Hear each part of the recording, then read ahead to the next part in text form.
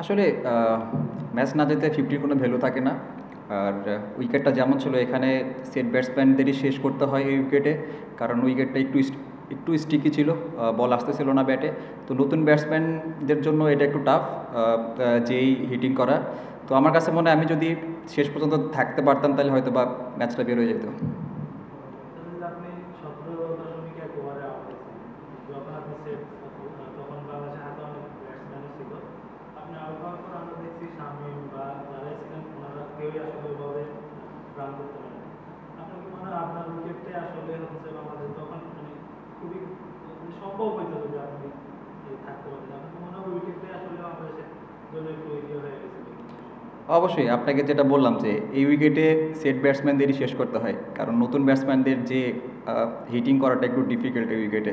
আপনারাও দেখছেন উইকেটটা কেমন বিহেভ করছে, ওদেরও সেম হয়েছে, মারতে যেয়ে আউট হয়েছে। তো আমার কাছে মনে হয় আমার দায়িত্ব যেটা ছিল, আমি যদি শেষ পর্যন্ত দায়িত্বটা পালন করতে পারতাম তাইলে হয়তো বা ইজিলি ম্যাচটা বেরোয় আসতো। কংগ্রেচুলেশন, ভালো একটা ইনিংস যদিও শেষ করতে পারলে আপনার ভালো লাগতো, সবাই ভালো লাগতো। আপনি তো সেট ব্যাটসম্যান, যখন জাকির আলী ক্রিজে আসলো স্বাভাবিকভাবে অনেক চাপ সবাই বুঝে এবং গ্যালারি থেকেও বাজে মন্তব্য আসলো। ওই সময় আপনি আপনার মানে পার্টনার, আপনার সেট ব্যাটসম্যান, তাকে কি মেসেজ দিয়েছেন? তাকে চাঙ্গা করতে কি বার্তা ছিল? আসলে দেখেন, আমরা জানি যে জাকির ভাই এর আগেও কিন্তু অনেক বড় বড় ওয়েস্ট ইন্ডিজের সাথেও আপনি দেখছেন, ওয়েস্ট ইন্ডিজের সিরিজে দেখছেন সে কী করতে পারে। তো আমি জাস্ট তাকে একটা মেসেজ দিচ্ছিলাম যে আপনি লাস্ট সিরিজে ওদের সাথে কীভাবে ব্যাটিং করছেন, আপনি পারবেন, আপনি ম্যাচ জিতে পারেন। আমি জাস্ট একটা মেসেজই দিছি যে আমরা দুইজন যদি থাকি ইনশাল্লাহ তাহলে ম্যাচটা বের হয়ে যাবে। স্ট্রাগল করছিল কেন, কি মনে হয়েছিল? আসলে দেখেন, এখানে আপনাকে বললাম যেটা, যে হিটিং করাটা টাফ এই উইকেটে, আমার কাছে মনে হয় এটাই মেইন কারণ। ওইখানে আমার দায়িত্বটা একটু বেশি ছিল, তো আমি আমার দায়িত্বটা পালন করতে পারিনি।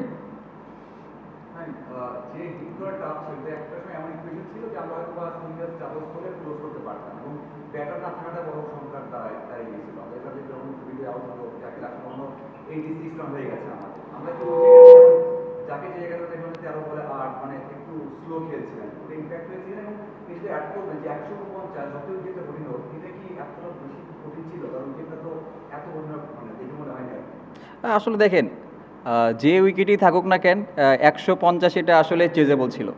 এটা আসলে আমরা ব্যাটসম্যানদের ব্যর্থতা, আমরা সবাই দায়িত্ব নিতে পারি নাই। তো আসলে আহ, এটা নিয়ে কিছু বলতে চাচ্ছি না, হয়তো বা আমাদের একটা ব্যাড ডে ছিল ব্যাটসম্যানদের জন্য। বাট এখান থেকে আমরা কিভাবে বের হয়ে আসবো এটা আমাদেরই বের করতে হবে। এই যে একটু অ্যাপ্রোচটা মানে ডট দিচ্ছিলাম কিন্তু ডাবল সিরিয়াসটা হতো, মানে আপনি যখন আশেপাশে মানে ডট খেলছিলেন, ওই এই জায়গাটা জায়গাটা যদি আমরা একটু ডট বলসটা মিনিমাইজ করতে পারতাম তাহলে হয়তো বা আমাদের চাপটা একটু কম হইতো, বাট হয় নাই। এটা আমাদের খুঁজে বের করতে হবে যে আমাদের কীভাবে আরও ডট বল মিনিমাইজ করে খেলাটাকে আগায় নিয়ে যাওয়া যায়।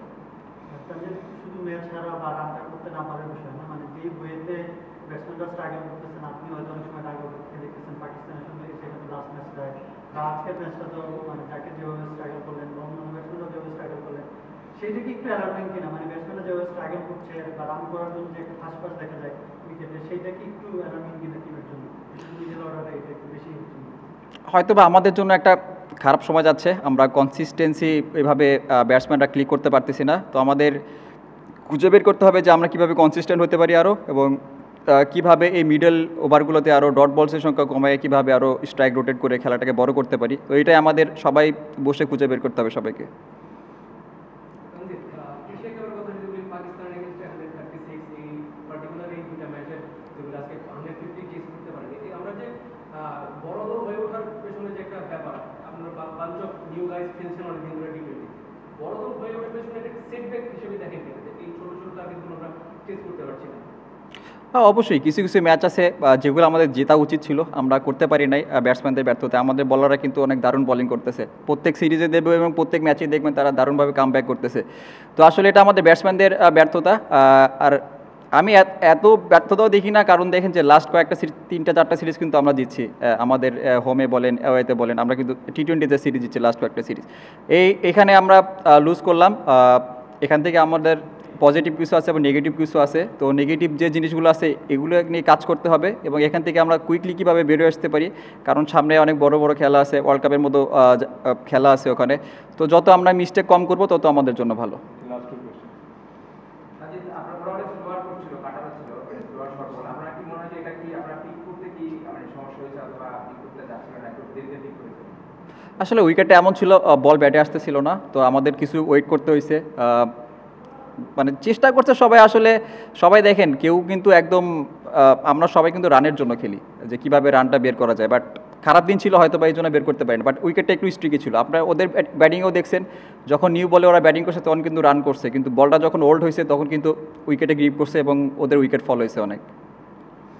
আমরা তো দ্বিপাক্ষিক সিরিজ জিততে পারছি, আপনি দেশে বিদেশে সব জায়গাতে, কিন্তু বৈশ্বিক টুর্নামেন্ট, ইভেন এশিয়া কাপের মতো টুর্নামেন্ট আমরা এখনো জিততে পারিনি বা ফাইনাল হিসেবে কম্পিটিটিভ ক্রিকেট খেলতে পারিনি। আপনার কি মনে হয় যে বোলিংয়ে ডেফিনেটলি মুস্তাফিজ আছে, একটু স্পিন ফেভারেবল পিচ হলে শেখ মেহেদী, নাসুমরাও আসলে দুর্দান্ত বোলিং করে, কিন্তু ব্যাটিংয়ে এক্স ফ্যাক্টরটা আসলে ঘাটতি, যেটা আসলে বড় দল হয়ে উঠতে পারতেছে না, সেই এক্স ফ্যাক্টর বা ডিফারেন্স ক্রিয়েট করে দেওয়ার মতো? আমাদের যে বোলিং ডিপার্টমেন্টটা আছে, ওয়ার্ল্ড ক্লাস বোলিং ডিপার্টমেন্ট, আপনি যে উইকেটে দেখেন না কেন তারা কিন্তু অনেক কমের মধ্যে বিপক্ষ টিমকে আটকায় দিচ্ছে।